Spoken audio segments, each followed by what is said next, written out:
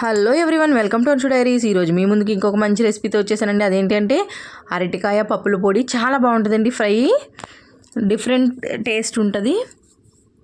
Compulsory try చేయండి. దానికోసం అయితే ముందుగా నేను అరటికాయలను శుభ్రం చేసుకొని వాటర్లో నానబెట్టానండి, లేకపోతే నల్లగా అవుతాయి. ఒకసారి ట్రై చేయండి, చాలా బాగుంటుంది. ఇప్పుడు ప్రిపేర్ చేసుకుందాం. ముందుగా స్టవ్ ఆన్ చేసి బాణలి పెట్టేశానండి. దాంట్లో ఆయిల్ యాడ్ చేసుకోవాలి. ఆయిల్ కొంచెం హీట్ అవ్వాలి, బట్ ఆయిల్ కొంచెం ఎక్కువే ఉండాలండి ఈ ఫ్రైకి. ఆయిల్ అయితే హీట్ అయిందండి. ఇప్పుడు మనం పోపు దినుసులు యాడ్ చేసుకుందాం. జీలకర్ర, మినపప్పు, శనగపప్పు, ఆవాలు. ఇంకా నేను ఎండుమిర్చి అటువంటి ఏమి ఇంకా యాడ్ చేయట్లేదండి ఈ పోపులో అయితే. ఇవి కొంచెం వేగిన తర్వాత కరివేపాకు యాడ్ చేసుకోవాలి. ఒకసారి మంచిగా మిక్స్ చేసేద్దాం మొత్తం. ఇప్పుడు మనం అరటికాయ ముక్కలను యాడ్ చేసుకోవాలండి. పోపు మంచిగా వేగిన తర్వాత చూసారా, అరటికాయలు మనం వాటర్లో వేయటం వల్ల నల్లగా అవ్వలేదు. బయటే ఉంచితే కనుక నల్లగా అయిపోతాయండి, కలర్ చేంజ్ అయిపోతాయి.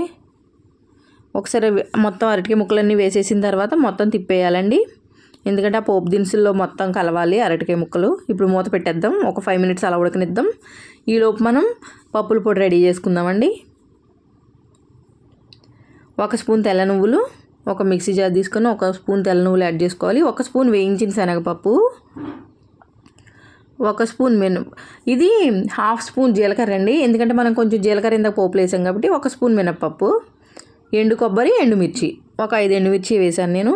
ఈ ఫ్రైకి ఎండు కొబ్బరే బాగుంటుందండి, పచ్చి కొబ్బరి అంత బాగోదు. ఇది ఫైన్ పౌడర్లా చేసుకుందాం. సో చూసారా, అట్లా అని ఎక్కువ కచ్చాపచ్చ లేదు, ఎక్కువ మెత్తగా లేదు, మధ్యస్థంగా ఉంది. ఇట్లా సరిపోతుంది మనకి.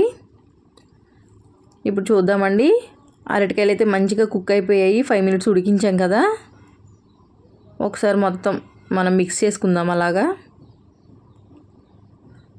ఇప్పుడు కొంచెం పసుపు యాడ్ చేసుకుందాం, టేస్ట్ సరిపడా సాల్ట్ కూడా.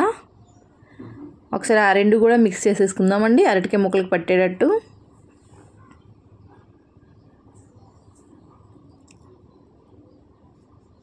ఒకసారి ఇప్పుడు మూత పెట్టేసి ఒక 2 మినిట్స్ అలా ఉంచుదాము.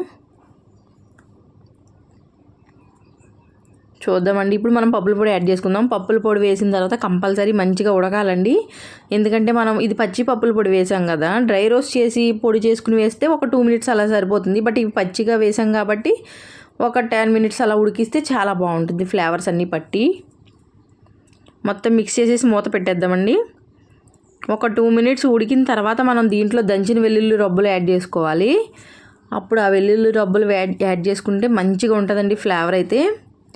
మీరు పప్పుల పొడిలో వేసుకుని దంచుకున్నా పర్వాలేదు వెల్లుల్లిపాయలు, నేనైతే ఇట్లా వేస్తాను. ఒకసారి ఆ వెల్లుల్లిపాయలు దాంట్లో కలయి తిప్పేద్దాం. చూసారా, చాలా అంటే చాలా బాగుంటుందండి ఈ టేస్ట్. ఇప్పుడు మూత పెట్టేద్దాం. మూత పెట్టేసి కంపల్సరీ వెల్లుల్లిపాయ ఇలా నొక్కితే స్మాష్ అయ్యేలాగా ఉడికించాలండి, అప్పుడైతేనే మనకి ఫ్రై చాలా బాగుంటుంది. సో నాకైతే 6 మినిట్స్ పట్టిందండి, మంచిగా ఉడికిపోయాయి. ఇప్పుడు కొత్తిమీర యాడ్ చేసుకుందాం.